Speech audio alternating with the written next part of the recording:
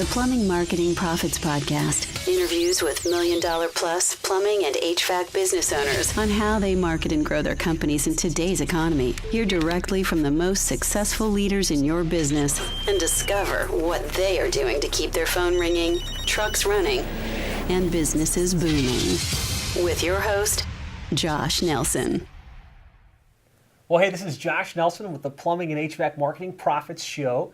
Really want to thank you for joining us on this episode, doing something a little bit different and a little bit special today. We're on location at the Meridian Company in Lansing, Michigan, and I have the distinct privilege of being here with Craig Phillipich. Craig?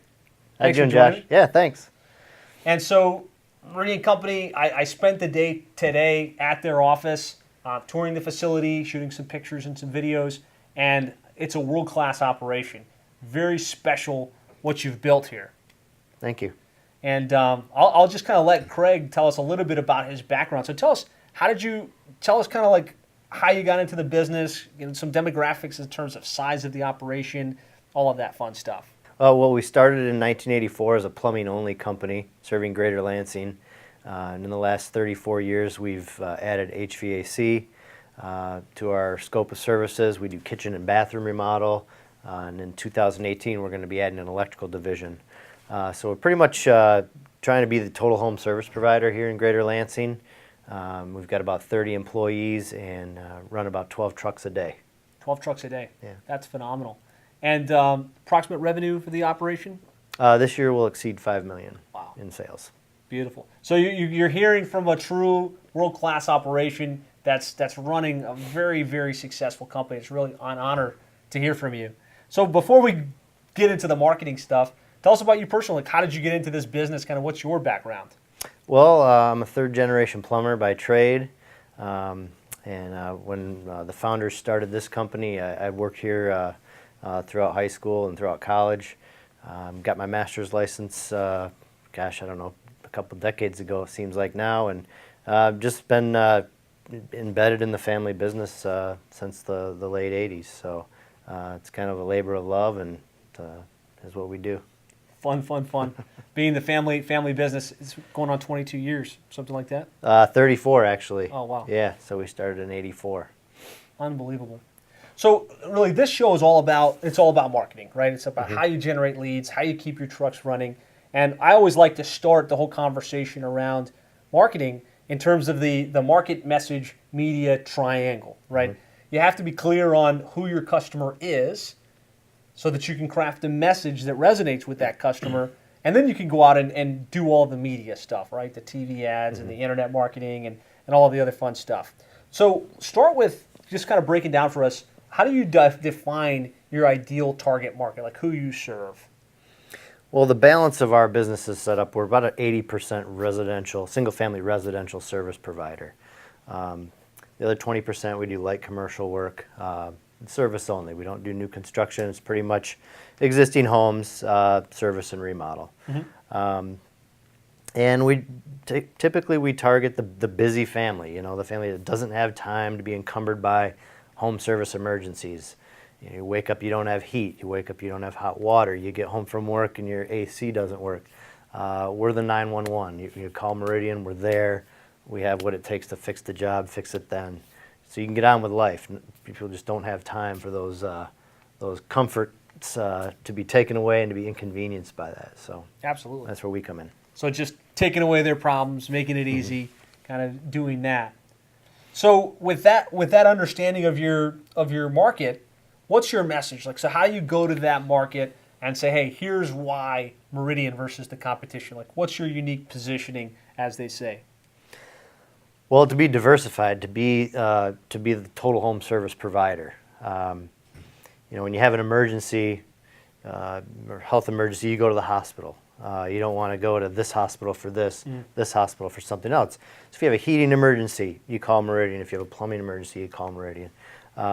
It's a business model that's taken a lot of effort and hard work to get there. Sure. But we're the one-stop shop. We want to own the home. Gillette Razor has a unique selling proposition. They own the face. Yeah. At Meridian, we want to own the home. I love that parallel. That's really awesome.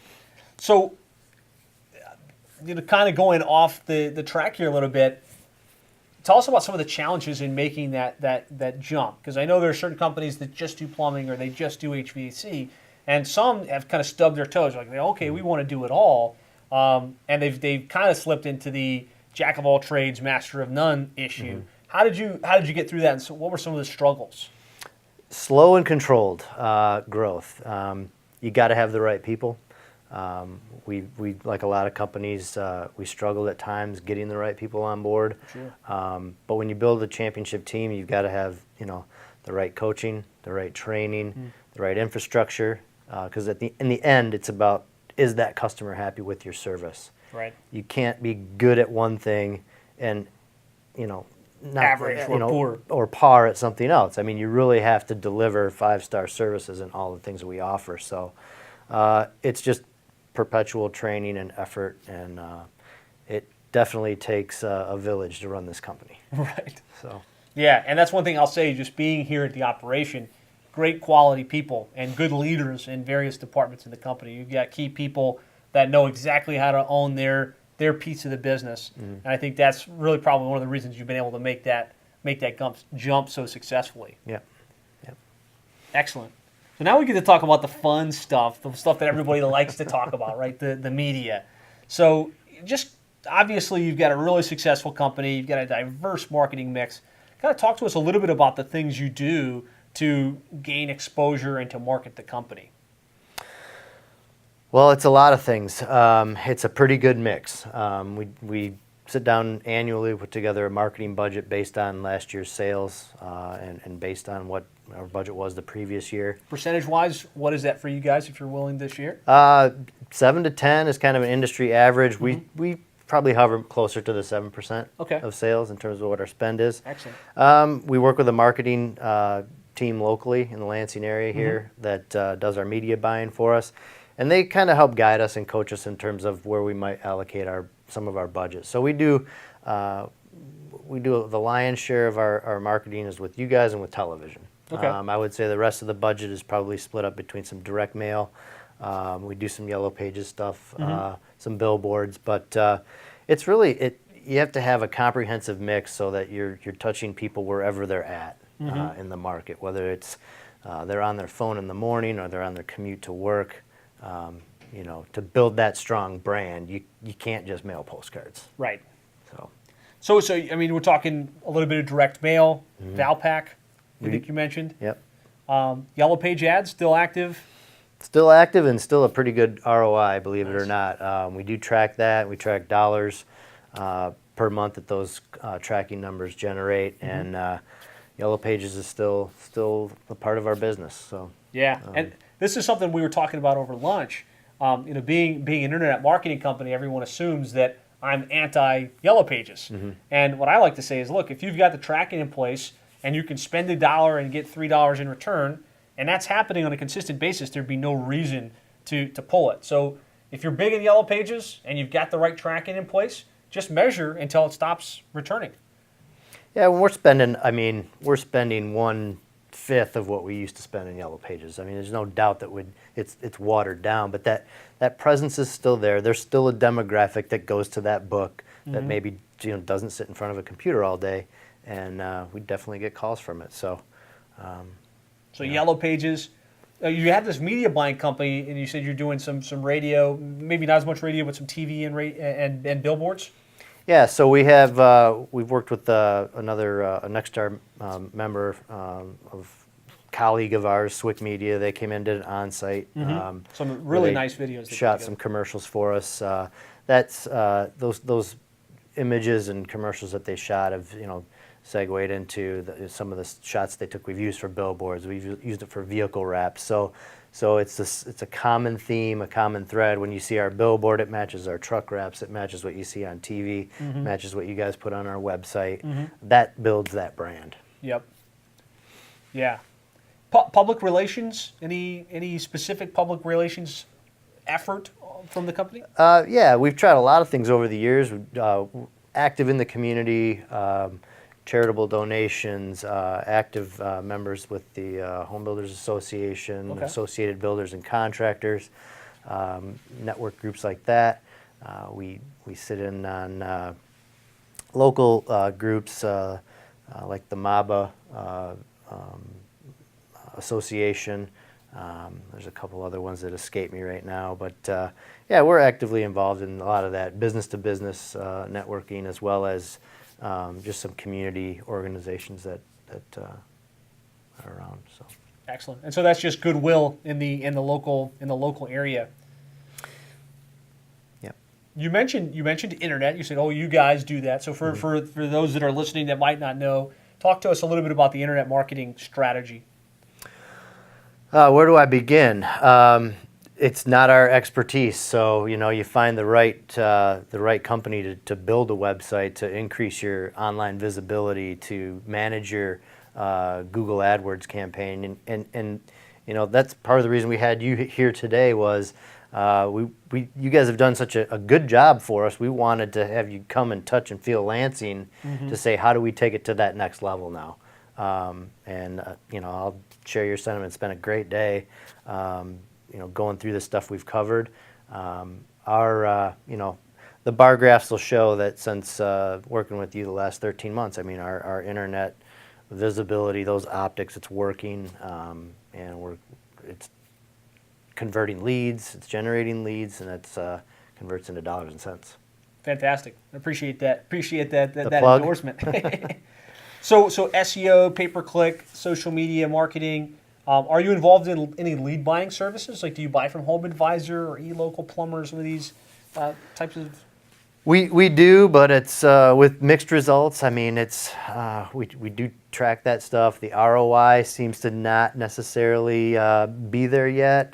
The quality of the leads isn't there yet, but it's kind of like when the internet got started. It was, when do you jump in? Right. And so we're sort of cavalier in a lot of things we do around here.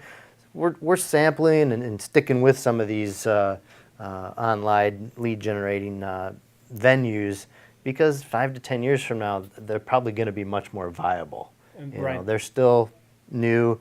There's still the millennial generation that's kind of tapping into that, but someday they're going to be middle-aged and approaching retirement, and so that's probably the avenue that they're going to use. We want to be visible. So Where they're at. We're going to gain that presence now and be there when the right time comes. So you feel like you're playing that game, but it's not a slam dunk or a home run for you necessarily. Not at this time, but definitely something we're not just going to poo-poo.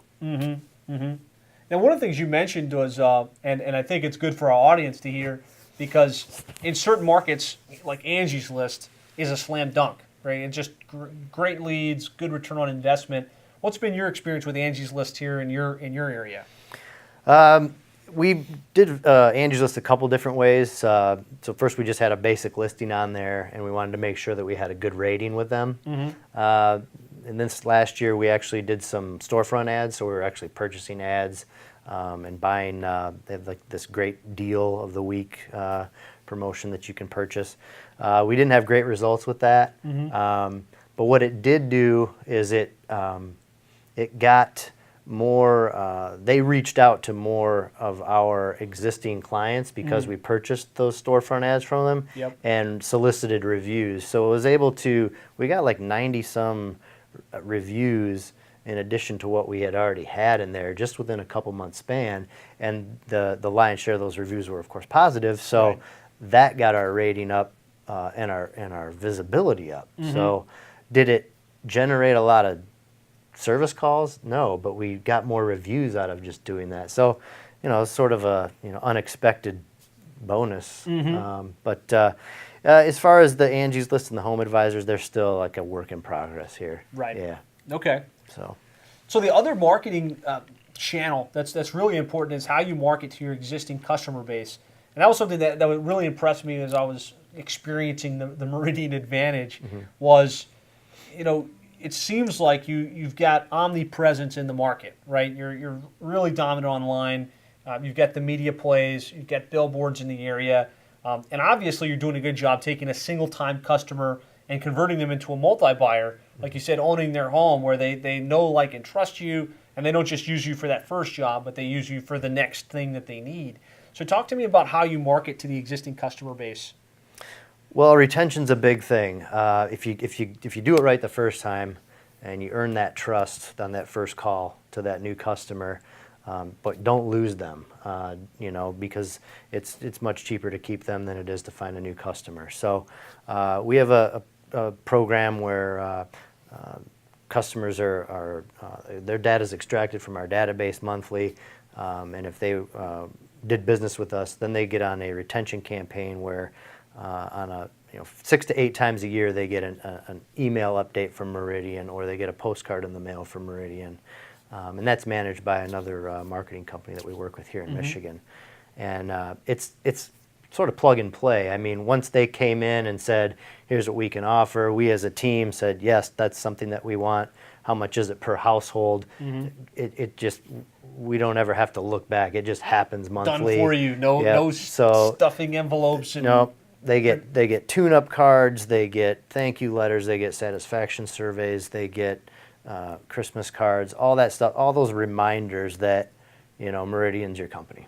So, and this one's tougher to quantify in terms of ROI. Do you have any metrics on how that has helped you grow, or is it more one of those nebulous things where you're like, well, we've grown and that's a big piece of it? I would say it's more we've grown and that's a big piece of it. To sort of, put a figure on what the ROI is on each of the media outlets that we use is I mean, it'll gouge my eyes out, trying to calculate that. But what it does is it builds a brand. And when you build a brand, a strong brand, it puts so much distance between you and your competitors that there's always going to be enough money to do it again next year. Right. So. Yeah. And really, I think the key takeaway for you guys watching or listening is he doesn't do one marketing channel. It's not just SEO or just pay-per-click or just Angie's List or even just TV. It's really the combination of all of these different things, and they really play on each other. Like the TV ads reinforce your brand, the billboard ads reinforce your brand, which actually improve the click-through rate on your pay-per-click campaigns, which actually improve the stick rate on your SEO organic listings. And so kind of having a full strategy like that touches all of the key elements is one of the reasons they're able to see the momentum that they've had in their company from my vantage point. Yeah, that's correct. Awesome. So just kind of boiling this down, which of these marketing efforts tend to drive the most leads for you in terms of net new service calls and revenue generating activities? Number one is certainly the visibility on the internet. You have to have a strong website nowadays. That's going to drive just about everything in terms of call to action. Like, I need something today. I'm going to look up those guys that I saw. What's that? Oh, that's Meridian. I see the logo. You really can't afford to have a soft tire.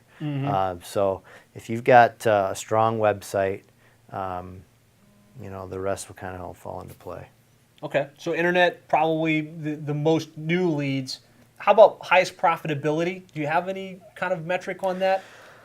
Highest profitability is probably actually tech-generated leads, which isn't something that we necessarily fix a dollar figure to in terms of cost, but once we get into that home, we build that trust with the customer. That customer then, they'll refer, oh, you need your furnace. We were just here to do your water heater.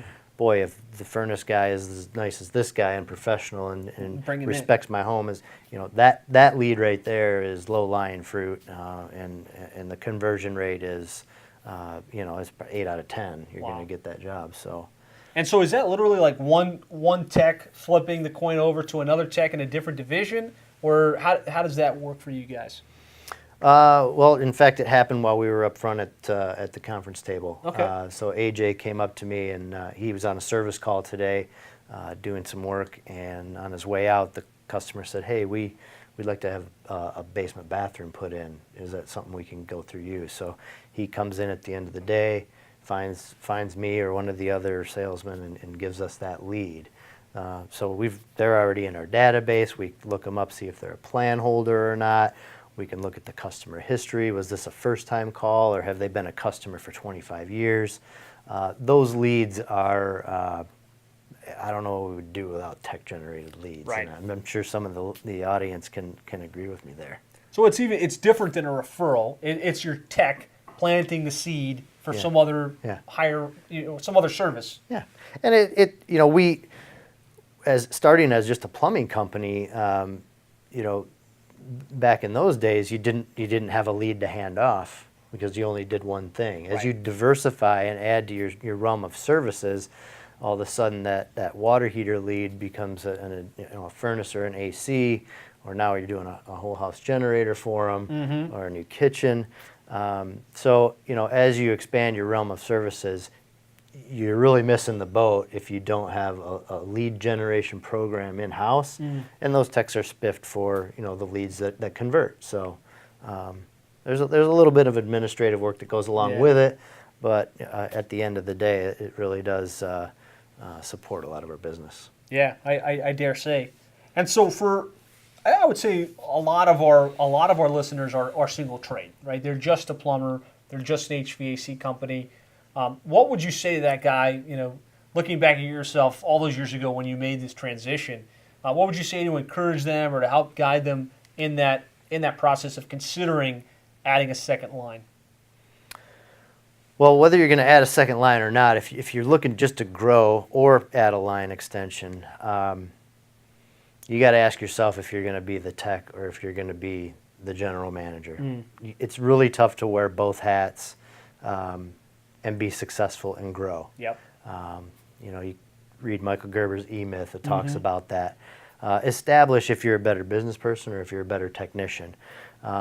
Then it's all about going out and finding the right people. I mean, when we started our HVAC division, it took us a while to find the right guy. We just onboarded our first electrician.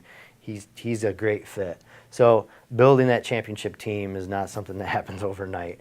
And as soon as you get there, someone becomes a free agent, and you got to fill those shoes. So it's a work in progress. Yeah. And so I think what he said there that was really valuable was, if you plan to just be the tech that knows how to turn the wrench, don't even think about trying to make that transition, because you have to be operating as the owner or general manager that's working to build the team and put the right processes in place, as opposed to, okay, now I'm going to do HVAC too.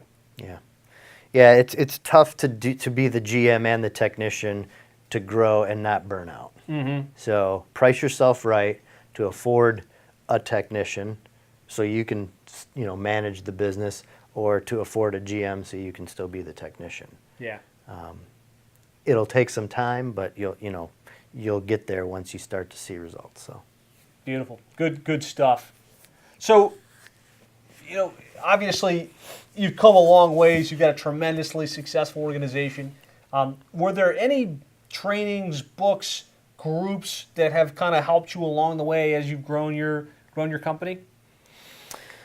Yeah, well, I mean, we joined Nexstar in 1996, I think it was, when it was Contractors 2000, based on a recommendation at the time, and that was a lifetime ago. But I think back to those days before people were flat rating, and we were all time and material contractors, and there was nothing wrong with that. But some guys figured out that if you really want to make a living, you're going to have to do some things different, and that's where the C2000 founders got together and started looking at the numbers, and you got to start to fall in love with the numbers, and to really manage and grow a business and have a healthy lifestyle. So that's probably the single most important organization we joined, because it's hard to imagine where we'd be without them.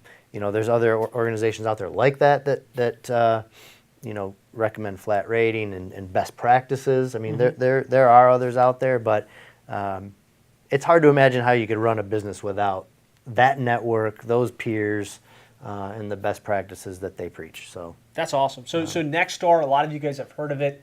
Obviously, it's had a huge impact for you. For those that aren't familiar, can you just kind of explain what Nexstar is and kind of how you plug into it and kind of what you get as a function of being? Well, it's a best practices organization. It's international, but the bulk of the members are in the continental U.S. We probably take away 25% of the stuff that they offer. Right. You know, this is just a little bit of it. Right. You're not going to have time to buy into everything that they're recommending or training you on, but if you're tuned in just enough, you can cherry pick where your weaknesses are. You can say, oh, I'm going to listen to that, conference call, or I need some help in marketing. I'm going to call this individual, or there's a peer group over here. I'm going to go see that shop and see. I heard they just launched an electrical division. I'm going to go see what's not working for them, and bring that back to our shop and incorporate it there. So, I mean, if you did nothing else besides network with a group like that, no matter what industry you're in, I mean, the information is endless. So probably the thing that's really changed our business over the last, I mean, we've pretty close to doubled in size in the last 5 years. And the things that have got us there are the right people and our marketing guys taking us from running television commercials to building a brand. When you build a brand, you're the first priority that people are going to call when there's an issue. Just right people in the right seats with the right training. It sounds like a lot, but that's really what it takes. So build that brand. Awesome. I mean, some fantastic insights. Thank you so much for joining us on today's Anytime. podcast. I think a lot of takeaway for our listeners. Thanks so much for joining us. Be sure to go to plumbingmarketing.net to be alerted as new episodes are posted. And thanks for joining us. Be sure to post your comments. Be sure to like the Facebook page. And we'll catch you on a future episode of the Plumbing and HVAC Marketing Profits Show. Thanks a lot. Thanks a lot, Josh. Thanks. The Plumbing Marketing Profits Podcast. Interviews with $1 million plus plumbing and HVAC business owners on how they market and grow their companies in today's economy. Hear directly from the most successful leaders in your business and discover what they are doing to keep their phone ringing, trucks running, and businesses booming. With your host, Josh Nelson.